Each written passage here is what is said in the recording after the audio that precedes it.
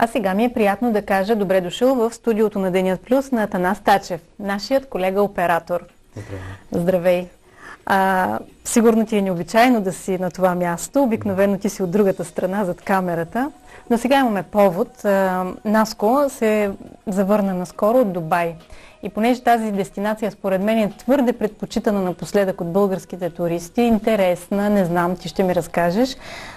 Искам да те попитам, ти лично, защо смяташ, че толкова български туристи посещават Дубай? Какво е интересното там? Интересното е, че е доста загадъчен.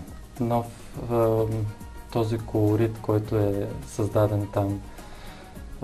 Също Дубай не е това, което е било преди 20 години. Преди 20 години е било един малък град и всичко е било пустиня.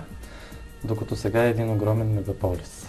Един огромен мегаполис, който, доколкото разбрах, продължава да се строи, продължава да се правят чудеса от строежи, които в крайна сметка излиза нещо много хубаво и интересно за хората. Имаш ли ти някаква предварителна нагласа? Какво ще видиш? Аз лично не. Аз тръгнах с идеята за приключение. Нямах нито предварително изграден маршрут, нито знаех какво ще правя там. И всичко беше на примависта, така да го кажем. Чети ли предварително? Кое е интересно да се види в Дубай? Не, нищо не съм чел предварително, просто се оставих по течението и не мисля, че сгреших. Особено интересно беше сафари. 7 часа сафари в пустинята. Също беше много хубаво, като се качихме на Бурдж Халифа на 124 етаж. Това си остава най-високата сграда в света. Най-високата сграда в света и препоръчвам на всеки, който може да отиде, да се качи. И какво се вижда оттам? Какъв е света от толкова високо? При ясна видимост, което трябва да уточним, защото има много често пустинни бури и като се дигне пясък от пустинята и целият град потъва в прах. И трябва да се следи първо прогнозата за времето и след това да се качиме на 124 етаж. Но и какво се вижда? Се вижда целият свят. Целият свят. Вълнуващо ли е? В смисъл, чисто емоционално, какво изпита? Вълнуващо. Аз лично се развълнувах. Страшно много, защото все пак за първи път през живота се качвам на такава височина. А страшно ли е? Не е страшно. Когато човек не мисли дали го е страх или не е страшно. Все пак ти си летял и на самолети и вертолети и си снимал там. За тебе сигурно претръпнал си от такива неща, като оператор. Да. Но питам за тази човешката емоция, това може би тържество на човешката мисъл и способност и сръчност да направиш такава сграда. Като човек, как се почувства? Че си един от хората на тази земя, които всъщност, благодарение на техните умения, е създадено такова нещо? Общо взето се почувствах и като една мравчица, която света, особено като си в основите на сградата, тя е огромна.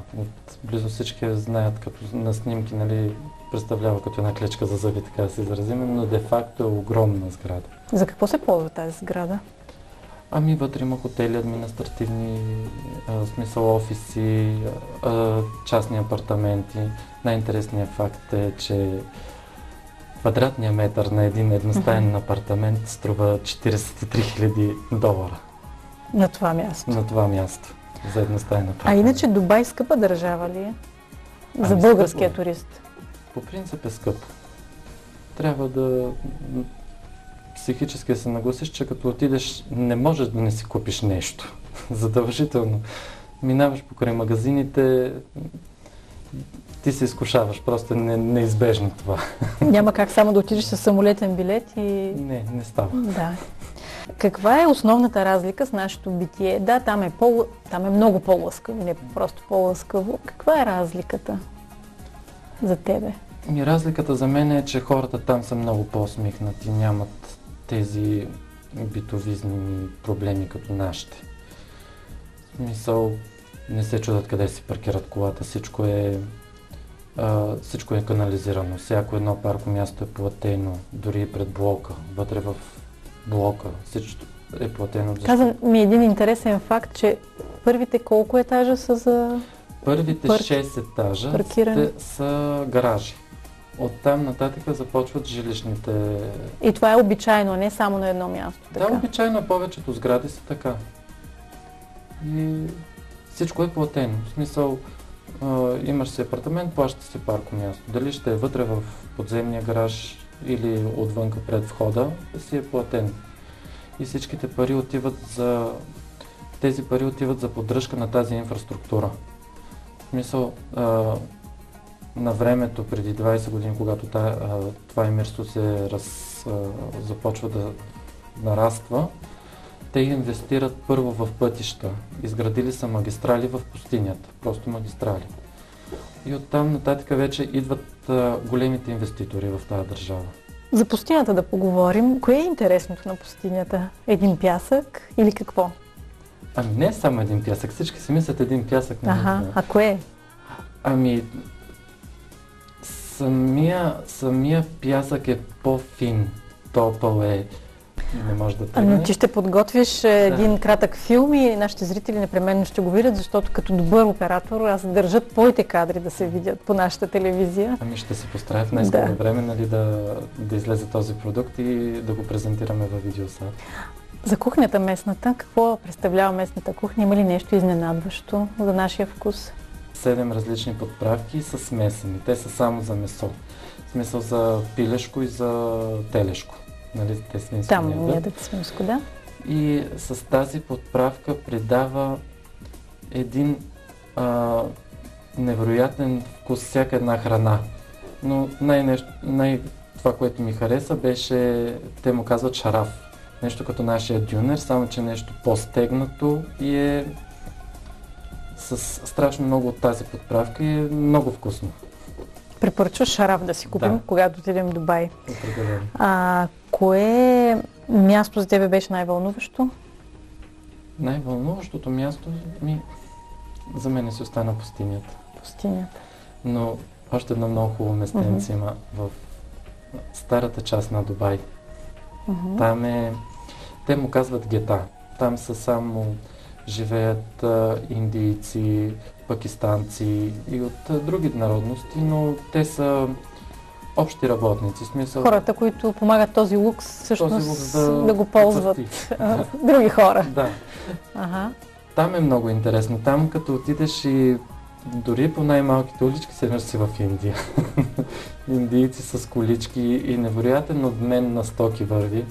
Мисля, ти не можеш да преминеш буквално с колата от колички, от стоки, напрекъснато някаква сделка се сключва около тебе.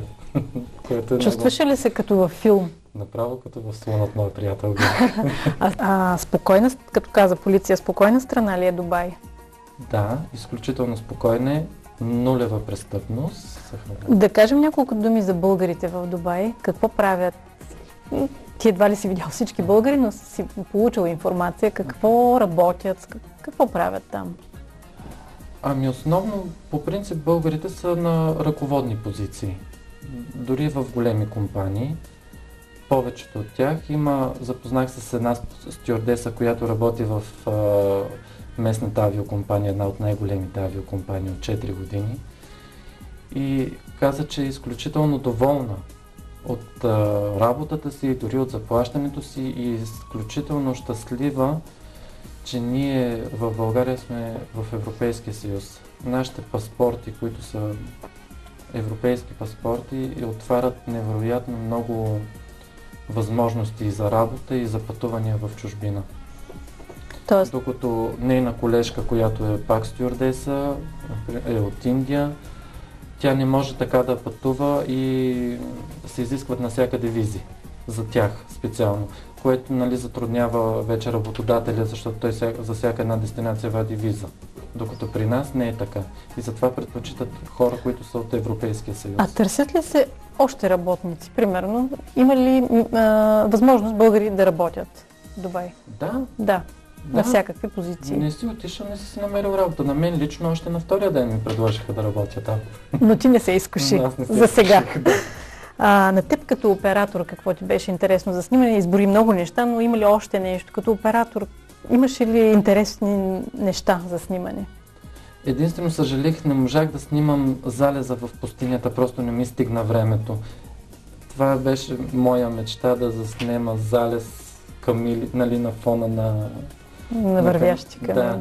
А видя ли това или... Да, в пустинята има много камили, между другото. Аха. Както се карахме, нали, в далечината, поглеждаш камили, става камили, много беше така. Аз се радвах като малко дете. На тази интересна гледка. Понеже ми дават знак, че предаването ни е свършило, искам последно да те попитам, заради какво пак би се върнал в Дубай? Заради топлото време.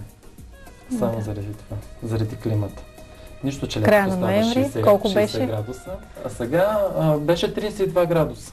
Идеално време на фона на нашите 0 градуса, Да. че и по-малко. Перфектното време е точно сега за почивка в Дубай. Благодаря ти много, че ни потопи в тази екзотика. От теб очакваме да е готов скоро филма през твоите очи за Дубай, който ще предложим на зрителите на Видеосат.